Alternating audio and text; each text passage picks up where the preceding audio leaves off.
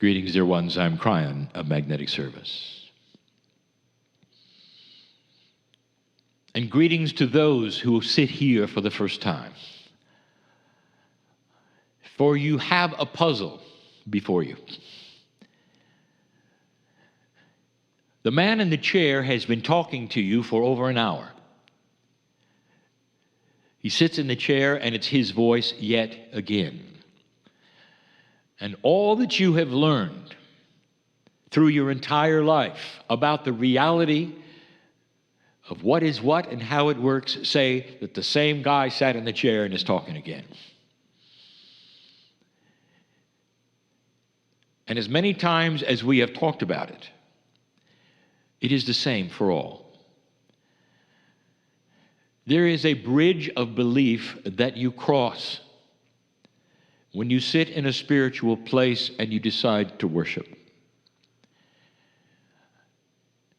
We're in a spiritual center at the moment. I know where I am. I know who is here. I know who's listening.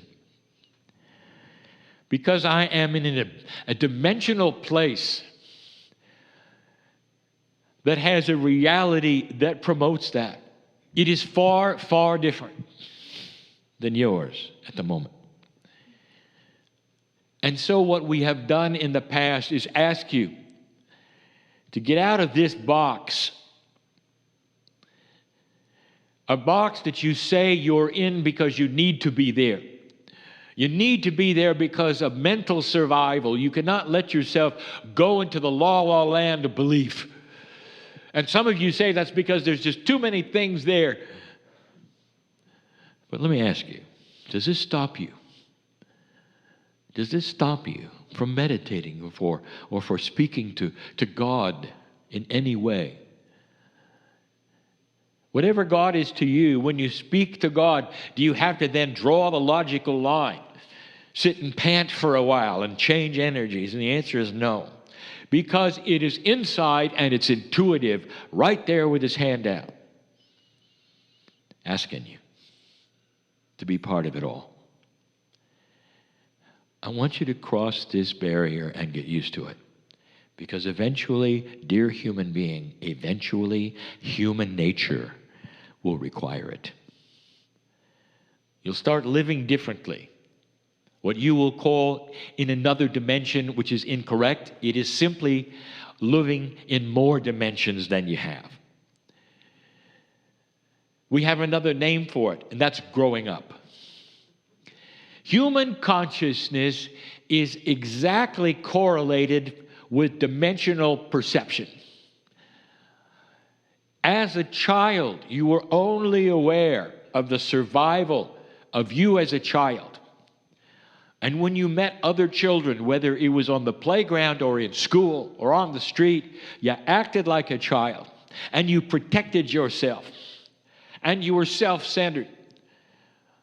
And you knew about the bullies, and you knew of all of these things. This was survival at the most basic level. And as you grew up, you grew out of it.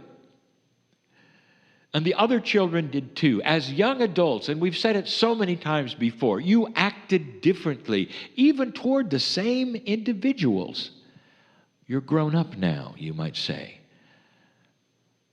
Even as a young teenager, and you were starting to figure out that throwing rocks and calling names, it doesn't get you what it gets you in order to listen. Peer pressure, all of these things, you grow through it and out of it until you're a young adult. Now you look at each other completely different. You enjoy each other's company. You solicit each other's company. You go places together. You enjoy things together. There's a camaraderie. This is another dimension. A belief as a child to an adult. This is what's going on with humanity. It's too simple, I know. How many times do we have to tell you that what you are seeing on the news and what is going on this planet, I gave you in 2011. I reminded you in 2012. And in 2013, I said, here it comes. And what you have is there are some that are still on the playground, and they're never going to mature. And they're always going to call names and throw rocks because that got them what they wanted all of existence of history before 2012. And that's changing. It'll change slowly as civilization grows up, just like it did when you were a child. And you know what I'm saying? Every year you came back to school wondering if the bully was going to change. And pretty soon you realized, no. And you went your way and the bully went his. 25 years later, you find out what they're doing, he's still a bully. His choice to go a direction that got him what he needed, and he's still doing it. If you catch the metaphor, there's nothing wrong with what's going on this planet at the moment, because light is starting to bring out the darkness, if you understand what I mean. And all through this, the invitation for humanity is to grow up. Now, the ones to grow up first are old souls, because you have had the most experience on the planet. I ask you yet again, what are you doing here? It's a beautiful Sunday, an afternoon in a place where the weather is good. You could be doing so many other things. And instead, you've decided to sit in a dark room and listen to a talking head in a chair. What are you doing? And I'll tell you what you're doing. There is something inside you that is knocking at the door and is saying, this is why you're alive. The timing of your life, dear one, is not an accident, old soul. The gender that you are is not an accident.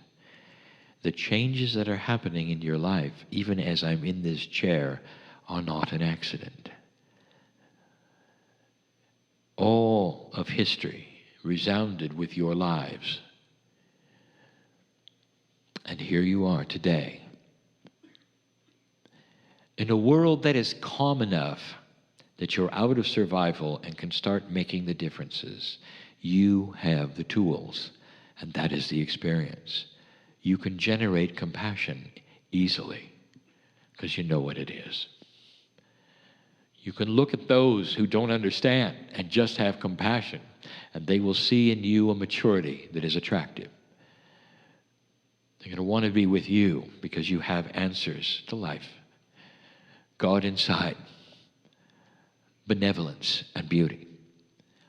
This planet is not an accident.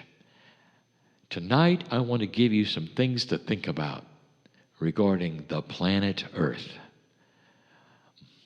I'm going to call it the benevolence of the universe on you. I also may name it, because of where I am, the big gamble. Dear ones, it's an appropriate energy that you are here. Now, I have been speaking for a few minutes, loving the fact that I can be with you. The Merkaba of each of you is an energy that is multidimensional, that you cannot see, but you know it is there. It is your antenna of sensitivity. It is the culmination of a multidimensional field around your DNA, which contains that which is your Akashic record and so much more, the very core of God within. I sense it and I feel it, and I see the love and the compassion, the dedication. I see the frustration. I see who you are.